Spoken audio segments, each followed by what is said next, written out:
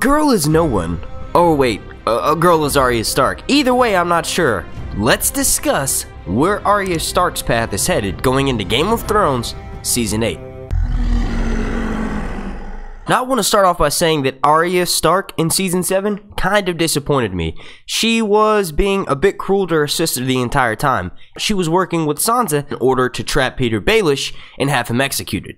You know, it was hard to watch Arya and Sansa play their little game, but it all came, to a head at the end. It was awesome to watch. Basically, Arya summoned into the Great Hall for a meeting with her sister and her brother, and Arya asks, is there a reason why there's so many guards lining the walls, and are they entirely necessary? Sansa then proceeds to list a series of crimes against House Starks, and then switches it around and calls up the boy Lord Baelish. Baelish tries to plead for his life, and Arya slits his throat. Now, it is known that George R. R. Martin's wife's favorite character is Arya Stark, and jokingly, George said in an interview that if he ever killed off Arya, his wife would divorce him. Now, the TV show is an entirely separate entity as of its own. Their journey is going to be different, but the end game will be the same. I don't know if that can be said where every single character is left. Maybe with Jon Snow and Daenerys, but not with characters like Arya Stark. What I'm getting at here is that Arya's journey will likely be so different in the books we may not even recognize it. Like what Arya's doing now, basically she was able to take out all of House Frey in one night. That's taken months to plan in the books, and it's done by Lady Stoneheart, a character who on the show doesn't even exist. So when you look at things like that, it's near impossible to try and predict where Arya Stark will end her journey. But what I have noticed is that the show is hinting at the fact that Arya using her Faceless Men powers may come back to bite her in the butt. Now the Faceless Men did seem kind of content with Arya saying that a girl is Arya Stark of Winterfell and she's going home, but I would like to see that come back around. Like, let's say Arya does survive the events of the show. I don't see her getting a completely happy ending, and I don't see her being satisfied with a happy ending, that being marrying someone like Gendry and then making children, and then she's a stay-at-home mom and raises the kids. That's not in Arya's nature. So what I could see happening is the Faceless Men show back up and Arya officially becomes no one again by the end of the series. Now that's a bittersweet ending if I ever heard one. Arya gets to survive, so that's the sweet part, but the bitter part is she's not going to remain a member of House Stark. She's going to go back into her killing ways and become a Faceless Man again. There we have the bitter part. Let's run down what we know to be true of the Faceless Men and the House of Black and White.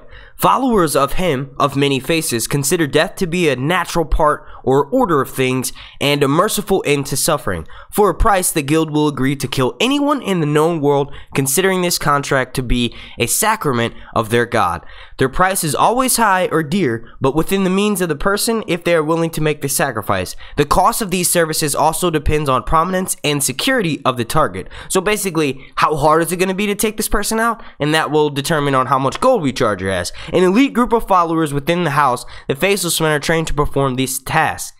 Faceless Men are occasionally women, only rarely will they train a child. Now, since we know the Faceless Men look at death as a sort of like an easy way out to end suffering, what if Arya Stark completes her final goal, which would be killing Cersei, and then Jaqen shows up and kills her? Now, I know that's kind of counterproductive since we just said that she could end up becoming a Faceless Man, but what if Jaqen doesn't see it that way, and she can't pay for her crimes, and she won't be accepted back into the fold because she can't be trusted? She's not truly no one. So what if Jaqen realizes this and ends her suffering, giving her the easy way out? Now, I forgot to mention you needed to slip on your tinfoil caps for that because that likely won't happen, but it is still a possibility. A lot of people like to look at the Starks' direwolves as a prediction to how they will die.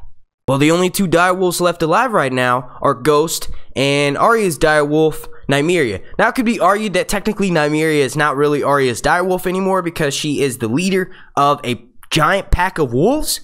So, I guess you could say that Arya kind of doesn't have her direwolf, but it is still alive, so you can't really look at Nymeria and try to predict the way Arya will end. For example, some people think that Sansa will die after she is blamed for harming a Lannister. Like, I know that sounds crazy, but Lady was killed for basically biting Joffrey, which she never did. Nymeria did that. So who's to say that if Arya is successful in killing Cersei, perhaps Sansa is going to be the one that gets the blame for that? Like maybe Arya is killed and then Sansa ends up dying as paying for the crimes of her sister.